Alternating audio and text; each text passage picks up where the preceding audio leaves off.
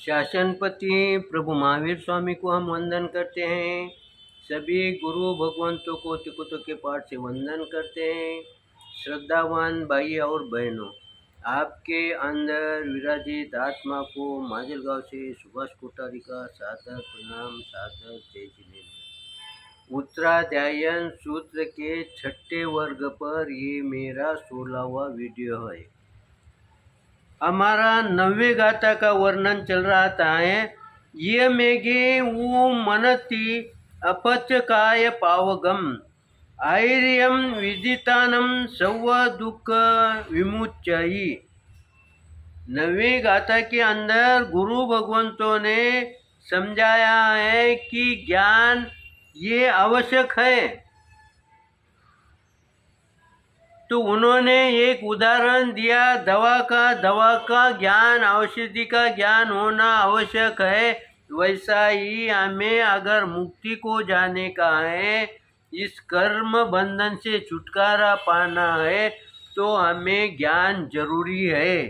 तो आगे उसमें क्या कहते हैं गुरु भगवंतों ने, भव भ्रमण निमित्त भाव रोगों से, ज्ञानावर्णीय कर्म रूप भाव रोगों से पंचमहाव्रत का आचरण किए बिना, गुरु भगवंतों ने कहा है पंचमहाव्रतों का आचरण किए बिना। देखो, जो 5 महाव्रत बताए हैं उनका आचरण किए बिना हम मोक्ष को, मुक्ति को नहीं पहुंच सकते। सिर्फ ज्ञान से ही हमारा कार्य पूरा नहीं होगा। इसीलिए गुरु भगवंतों ने यहाँ पर कहा है ज्ञान पहले जरूरी है, लेकिन ज्ञान के साथ अगर तुम्हारा आचरण जुड़ा तो, ज्ञान के साथ तुम्हारा आचरण, हमें ज्ञान हो गया इस दवा के अंदर ये बीमारी दुरुस्त कर सकती है, और वो बीमारी दुरुस्त करने के लिए कैसी दवा लेना इसका ज्ञान हो गया। अब आचरण यानी क्या? आचरण यानी वो दवा मुझे कैसे लेना है। जब तक मैं दवा नहीं लूंगा तब तक उस दवा का असर होगा क्या?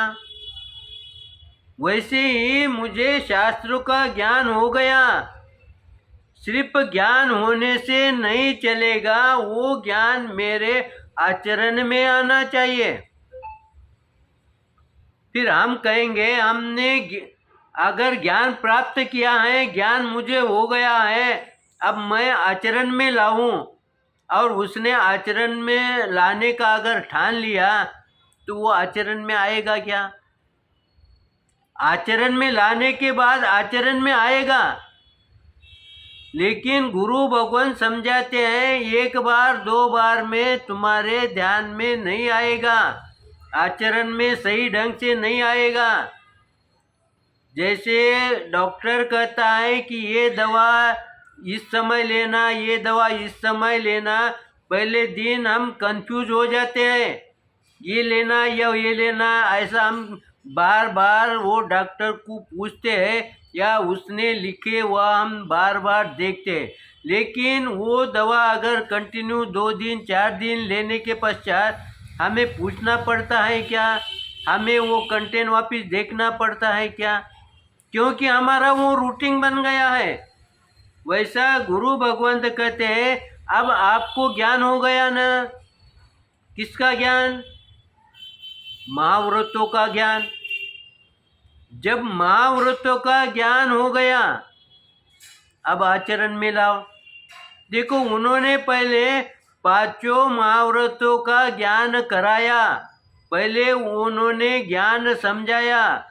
पहला व्रत में कौन सा ज्ञान है, दूसरे व्रत में कौन सा है, तीसरे में कौन सा है, चौथे में कौन सा ज्ञान है, और 5वें में महाव्रतों का कौन सा ज्ञान है, उन्होंने समझाया। अब 5 ज्ञान आपको प्राप्त हो गए, अब आचरण में लाने का है। तो आचरण में लाते समय हम उसका उपयोग करें कि मुझे ये कौन सा ज्ञान अभी यहाँ पर आचरण में लेने का है, क्योंकि 5 ज्ञान मेरे को प्राप्त हो गए हैं गुरु कृपा से। और गुरु कृपा से ही मुझे अब इस समय में व्यवहार के अंदर कहो चाहे धार्मिक क्षेत्र के अंदर कहो, उस समय मुझे कौन सा आचरण यहाँ प्रकट करना पड़ेगा है, कौन से आचरण के माध्यम से मुझे आगे बढ़ने का है, ये तुम्हारा ज्ञान ऑटोमेटिक खुलता जाएगा। इस तरह से गुरु भगवंत कहते हैं, जब तक तुम आचरण में नहीं लोगे, बिना आचरण के बिना ज्ञान से मुक्ति नहीं है। इसका मतलब गुरु भगवंत कहते हैं, मुक्ति के लिए आपको ज्ञान और आचरण दोनों भी आवश्यक है। सिर्फ ज्ञान ही होगा तो नहीं चलेगा। इसीलिए गुरु भगवंतों ने छठे वर्ग के 90 गाथा के अंदर कहा है कि पहले तुम ज्ञान हासिल करो। जैसे 25 तत्व है, हमें ज्ञान है, उसका ज्ञान लाने से नहीं चलेगा। वो ज्ञान आ गया ना, अब आचरण में लाना पड़ेगा। मेरे को कौन सा ज्ञान अभी यहाँ पर आचरण में लेना जरूरी है। हमारे शास्त्र के अंदर कई प्रकार के ज्ञान दिखाए हैं, उसमें से अब गुरु भगवंतों के कृपा से ज्ञान प्राप्त हो गया। अब आचरण में लाने का है। आचरण में लाने के लिए मुझे कौन से ज्ञान का सहायता लेनी चाहिए। इसीलिए हम कभी कभी क्या करते हैं कि हम ज्ञान का जो ज्ञान है, हमें ज्ञान हो गया इसलिए हम सामयिक में बैठे हैं। लेकिन सामयिक में बैठे हैं, मंदिर में जाने का है, स्थानक में जाने का है, तो उस समय हम कभी कभी क्या होते हैं, हम वेशभूषा पर अधिक ध्यान देते हैं। ये वेशभूषा पर अधिक ध्यान देने की जरूरत नहीं है, क्योंकि वेशभूषा तुम्हारी कौन सी भी रही तो भी चलेगा, लेकिन तुम्हारा ध्यान किसके तरफ होना चाहिए, आचरण के तरफ होना चाहिए। आज हम देखते हैं, देखा देखी हमारा आचरण के तरफ से ध्यान हटते जा रहा है।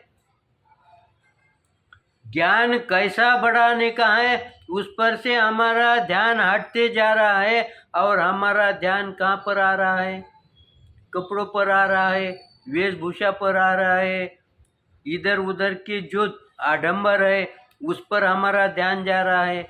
इसीलिए गुरु भगवंत कहते हैं, पहले तुम ज्ञान हासिल हो गया ना, तो वो ज्ञान का पूरेपूर उपयोग लो। वो बात वहाँ पर क्यों कही है, एक शब्द कहा है उसके अनेक अर्थ निकलते हैं, लेकिन मुझे कौन से अर्थ से आगे बढ़ने का है ये तुम्हें सोचना पड़ेगा। हर जगह पर एक ही अर्थ है, वो एक ही समझ के नहीं चलना पड़ेगा। आपको उस समय कौन सा अर्थ आपको ग्राह्य है, गुरु भगवंतों का उद्देश्य क्या है। मान लो किसी बहन ने कहो या माता पिता ने कहो, अगर आपसे कहा कि ये ग्लास उठा के रखो, इसका मतलब ये नहीं है कि ग्लास उठाया और वापस रख दिया।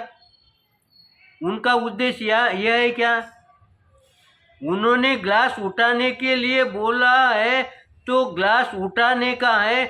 उस समय हमने ज्ञान का उपयोग लगाना कि ये ग्लास उठाने के लिए क्यों कहा है।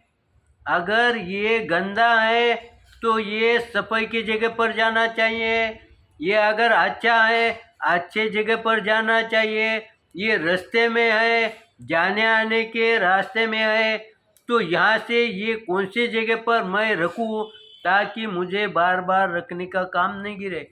इसलिए आज हम देखते हैं स्थानक के अंदर भी कभी कभी कोई चीज़ जिस जगह पर रखने का है ना, उस समय उसी जगह पर सीधी वो चीज़ हम नहीं रखते। हम यहाँ से वहाँ, वहाँ से वहाँ, वहाँ से वहाँ उठा के रखेंगे। तो गुरु भगवंत कहते हैं, जिस चीज़ का उपयोग जहाँ पर करने का है उस चीज़ का उपयोग वहीं करो। उपयोग हो गया, उसके पश्चात वो चीज़ कहाँ पर रखना है, इसका मतलब तुम्हारा आचरण में हर चीज आनी चाहिए, प्रतिपल तुम सजग रहना चाहिए। किसके प्रति सजग रहना चाहिए? ज्ञान के प्रति सजग रहना चाहिए, आचरण के प्रति सजग रहना चाहिए। जब तुम ज्ञान के प्रति और आचरण के प्रति अगर सजग होंगे तो तुम्हारी क्रिया ऑटोमेटिक सही हो जाएगी। तुम्हें जो कर्म बंध से दूर रहना चाहते हैं, कर्म बंध कम होना ये चाहते हैं, ये तुम्हारा स्वयं ही वो क्रिया हो जाएगी। तुम्हारे कर्म बंध चिकने नहीं बनेंगे, बनेंगे तो भी वो कम बनेंगे। क्यों कम बनेंगे? क्योंकि हम ज्ञान और आचरण का सतत स्मरण करते हैं, सतत उसका ध्यान रखते हैं। और इन दो बातों का ध्यान रखते हुए हम कोई भी क्रिया अगर करते रहेंगे तो निश्चित ही हमारे जो कर्म है वो कम बनेंगे। कर्म बनेंगे, कर्म नहीं बनेंगे ऐसी बात नहीं है। कर्म बनेंगे लेकिन कम बनेंगे, और जो बनेंगे वो छुटकारा पाने जैसे हल्के फुल्के कर्म बनेंगे, पतले कर्म बनेंगे। इस तरह से समय को देखते हुए मेरे चिंतन के अंदर कुछ विपरीत आया होगा तो आप क्षमा करेंगे, सही आया होगा तो लाइक करेंगे, शेयर करेंगे। इसी आशा के साथ ओम शांति।